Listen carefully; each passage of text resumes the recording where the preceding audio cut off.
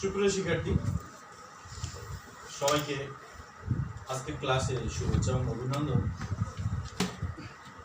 স্বল্প স্বল্প জ্ঞান অর্জনের মাধ্যমে বৃহত্তম জ্ঞানের ভান্ডার তৈরি, অর্থাৎ ক্ষুদ্র ক্ষুদ্র বালুকণা বিন্দু বিন্দু জল, এটা তোমাদের মনে রাখতে হবে। ঠিক আছে, দীর্ঘ সময় তোমরা যে কষ্ট করে স্কুলে আসো, পড়াশোনা করো, এই সুদূর প্রসারী অনেক ভালো সাফল্য তোমাদের জন্য অপেক্ষা করছি। যাই হোক, কথা না বাড়িয়ে আমরা আজকে ক্লাসে চলে যাই।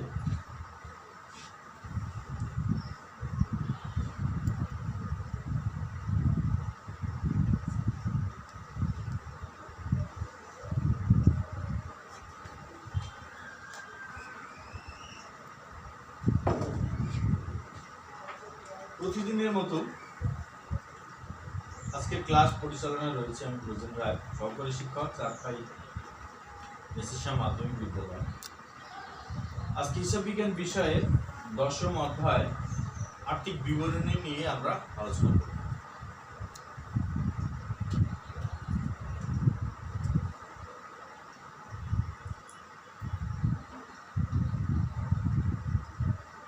আজকে আমরা নিট অনাদায়ী পাওনা নির্ণয় করতে পারবো, নিট দেনাদার নির্ণয় করতে পারবো এবং মালিকানা সত্ত্ব। এই তিনটি বিষয় আমাদের অত্যন্ত গুরুত্বপূর্ণ। আর্থিক অবস্থার বিবরণী দুটো অংশে বিভক্ত, একটা হলো বিষাদার বিবরণী আর একটা হলো আর্থিক বিবরণী। সেই আর্থিক বিবরণীর এখানে কিছু কিছু গুরুত্বপূর্ণ তথ্য যেটা তোমার শেখা অত্যন্ত জরুরি এবং এই জায়গাগুলোতে তোমার কিন্তু বারবার ভুল হয়। তো আজকে সেই বিষয়গুলো আমরা আজকে অর্জন করবো। তাহলে প্রথমে নিট অনাদায়ী পাওনা। দেখো, আমরা এখানে একটা ছবি দেখছি। কি ছবি এটা? একটা আর্থিক প্রতিষ্ঠান, তাই না? যে কোনো একটা ব্যবসা প্রতিষ্ঠান বা আর্থিক প্রতিষ্ঠানের অফিসিয়াল সেই ছবি আমরা দেখতে পাই।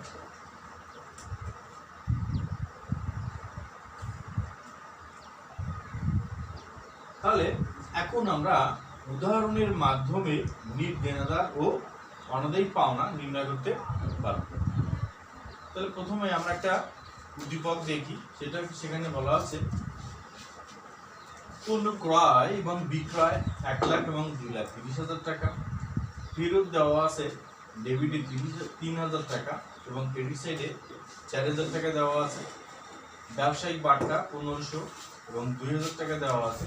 বিজ্ঞাপন 5,000 টাকা, আমদানি শুল্ক 4,000 টাকা, দেনাদার ও পাওনাদার 60,000 টাকা এবং 90,000 টাকা।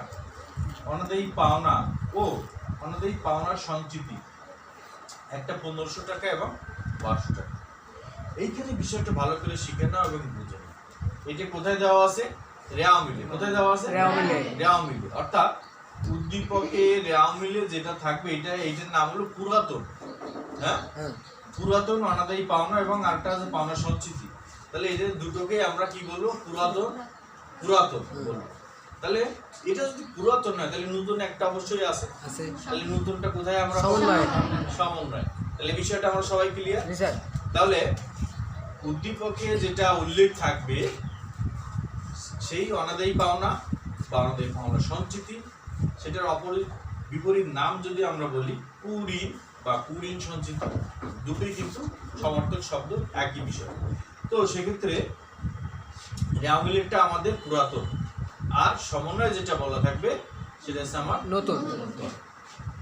তাহলে সমন্বয়ে বলা আছে পণ্য ক্রয় ও বিক্রয় হিসাবভুক্ত হয়নি 5,000 টাকা এবং 6,000 টাকা। আন্তঃফেরত 3,000 টাকা, বহিঃফেরত 4,000 টাকা হিসাবভুক্ত হয়নি। দেনাদার দেউলিয়া, অনাদায়ী পাওনা বা দেনাদারের 2,000 টাকা আদায়যোগ্য না, বা আদায়যোগ্য নয়। এই যে কথাটা, এটা কিন্তু সবগুলোরই একই অর্থ।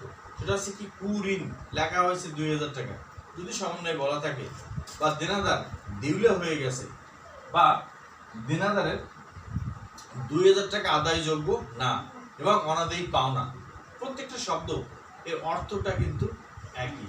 সেটা কি? অনাদায়ী পাওনা বা কুঋণ। প্রত্যেকটা কিন্তু একই। তাহলে এটা কিন্তু আমার সমন্বয়তে বলা আছে। তাহলে এটা কি, এটা নূতন না পুরাতন? এটা নূতন, ঠিক আছে। তাহলে এরপরে দেনাদারের উপরে 5% অনাদায়ী পাওনা সঞ্চিতি ধার্য করতে হবে। অবশিষ্ট টাকার উপর 2% বাটা সঞ্চিতি ধার্য করতে হবে। তাহলে দেখো কতগুলো সমন্বয় দেনাদারের উপরে অর্থাৎ অনাদায়ী পাওনা নির্ণয় করতে যত প্রকার সমন্বয় আছে, আজকে আমরা সবই এখান থেকে শিখে নেব। যত প্রকার সমন্বয় থাকতে পারে, যত জটিলতা থাকতে পারে, সবই আজকে আমাদের কাছে সহজ হয়ে যাবে। তাহলে প্রথম থেকে আমি আরেকবার রিপ্লে করে বলি, সেটা হচ্ছে রেওয়ামিলে যেটা উল্লেখ থাকবে এটা হচ্ছে আমার পুরাতন, আর সমন্বয় যেটা বলা থাকবে এটা হচ্ছে আমার নতুন, ঠিক আছে। আর কুঋণ যেটা অনাদায়ী পাওনা সেটাও একই বিষয়। এবং একটা কি বলা যেতে পারে যে দেনাদার যে দেউলিয়া হয়ে গেছে, এটাও কিন্তু এক বিষয়, ঠিক আছে। তো এবার আমরা নিট অনাদায়ী পাওনা নির্ণয় করি, সেখানে চলে যাই। তাহলে আমরা নিট অনাদায়ী পাওনা এখন আমরা নিব কিভাবে পাবো? অনাদায়ী পাওনা ওই যে রেওয়ামিলে যেটা পুরাতন, রেওয়ামিলে পুরাতনটার সাথে যোগ হবে কোনটা? নূতন। নূতন অনাদায়ী পাওনা, নূতনটা পাবো আমরা কোথায়? সেটা হলো সমন্বয়। সেখানে সমন্বয়ে বলা ছিল যে নতুন অনাদায়ী পাওনা 2000 টাকা। তাহলে আমার পুরাতনের সাথে সকল প্রকার নূতন যতগুলো আছে সবগুলো আমার যোগ হবে, এবং রেওয়ামিলে যে অনাদায়ী পাওনা সঞ্চিতি ছিল এই সঞ্চিতিটা বাদ যাবে। ক্লিয়ার?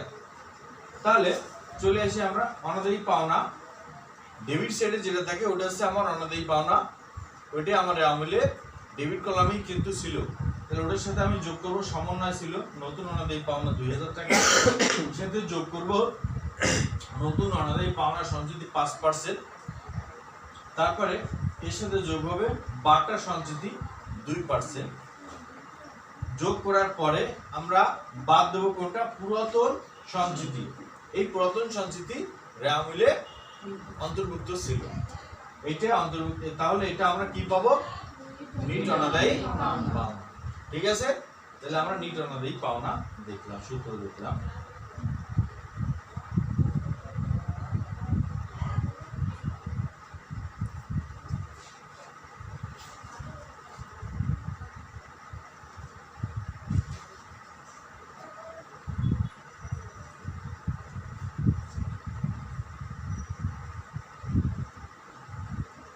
এবার নিট অনাদায়ী পাওনা আমরা শিখলাম। ঠিক নিট অনাদায়ী পাওনার সাথে কার সম্পর্ক? দেনাদারের সম্পর্ক। যে ক্ষেত্রে ওই যে 2%, 5% এখানে বলা ছিল, তোমরা কিন্তু প্রশ্ন করনি কিভাবে এটা পেলাম।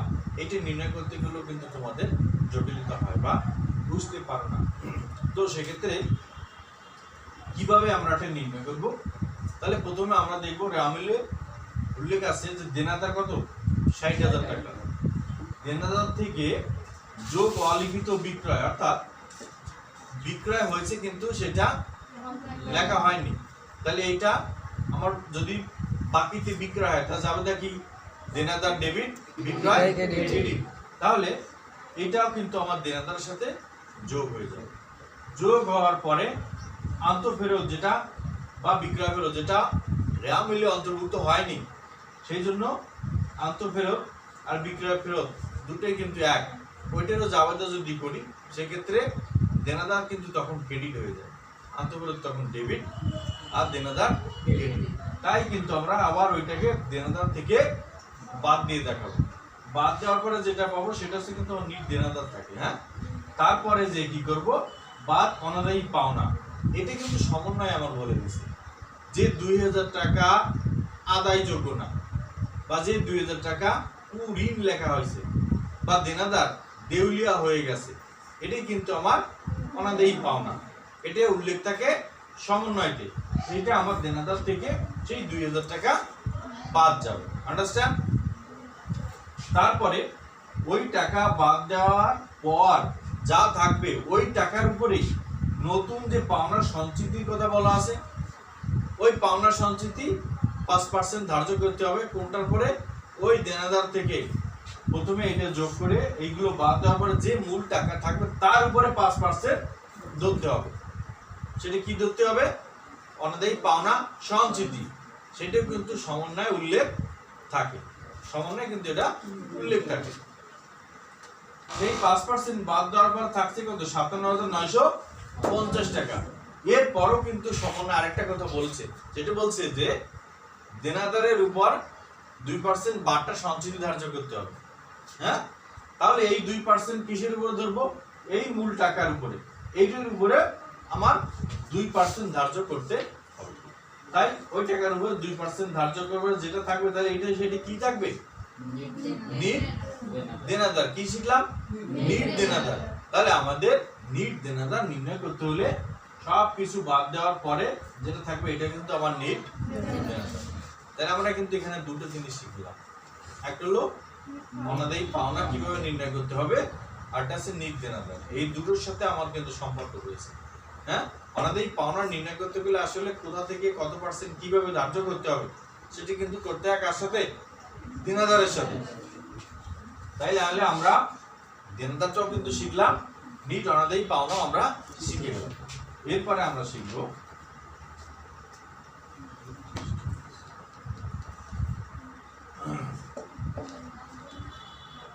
এখন আমরা দেখবো যে মালিকানা। মালিকানা সত্ত্বে সূত্র আমরা এখানে দেখব। তাহলে মালিকানা সত্ত্বে সূত্র আছে কি? প্রথমে আছে মূলধন, মূলধনের সাথে যোগ হবে অতিরিক্ত মূলধন, অতিরিক্ত মূলধনের সাথে যোগ হবে মূলধনের সুদ, যোগ হবে নেট মুনাফা, তারপরে এর থেকে বাদ যাবে উত্তোলন। যদি আয়কর থাকে আয়করটা এখান থেকে বাদ যাবে, জীবন বীমা ওটাও আমার উত্তোলন, ওটাও আমার এখান থেকে বাদ যাবে। আর যদি পণ্য উত্তোলন থাকে তাহলেও কিন্তু সেটা ওখান থেকে বাদ যাবে। এবার তারপরে যদি উত্তোলনের বকেয়া সুদও থাকে তাহলেও কিন্তু আমার বাদ যাবে। এরপরে কি হবে? যদি আমার প্রতিষ্ঠানে নিট ক্ষতি হয়, ক্ষতিটাও কিন্তু আমরা বাদ দিয়ে দেখাবো। যদি নিট লাভ হয় তাহলে কিন্তু আমরা যোগ করেছি, তাহলে নিট ক্ষতি যদি হয় তাহলে অবশ্যই সেটা বাদ হয়ে যাবে। তাহলে সেখান থেকে বাদ দেওয়ার পরে তারপরে যে মূল টাকা থাকবে তার সাথে কি হবে? সাধারণ সঞ্চিতি যদি থাকে, সাধারণ সঞ্চিতি যদি থাকে এটা কিন্তু যোগ হয়ে যাবে। সব সময় মনে রাখবা এই সাধারণ সঞ্চিতি আর ওই যে পুরঋণ সঞ্চিতি প্রায় তোমাদের মাথার মধ্যে এলোমেলো হয়ে যায়, অঙ্ক করার সময় ভুলে যাও। এইটাও সঞ্চিতি লেখা আছে, তাহলে ওইটাও আবার সঞ্চিতি, তাহলে আমি কোনটা না, সব সময় মনে রাখতে হবে সাধারণ সঞ্চিতি এটা হচ্ছে তোমার মালিকানা সত্ত্বে যাবে এবং মূলধনের সেখানে মোট মালিকানা সত্ত্ব নির্ণয় করবো, তার সাথে যোগ। ঠিক আছে, এটার সাথে কিন্তু অনাদায়ী পাওনা সঞ্চিতির সাথে এলোমেলো করে গুলায় নিবা না, মনে থাকবে। আচ্ছা,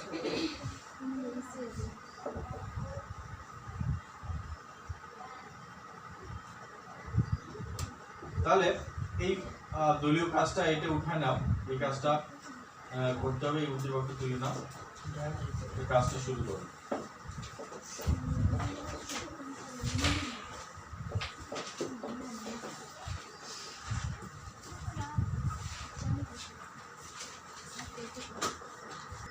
তাহলে সুপ্রিয় শিক্ষার্থী, এতক্ষণ আমরা নিট অনাদায়ী পাওনা, দেনাদার আর কি শিখলাম? মালিকানা সূত্র। এই তিনটে বিষয় আজকে আমরা শিখলাম। তো সবাইকে আরো একবার ধন্যবাদ দিয়ে আজকের ক্লাসে এখানে পরিসমাপ্তি ঘোষণা করছি। সবাই সুস্থ থাকবে, সুন্দর থাকবে এই প্রত্যাশায় আজকে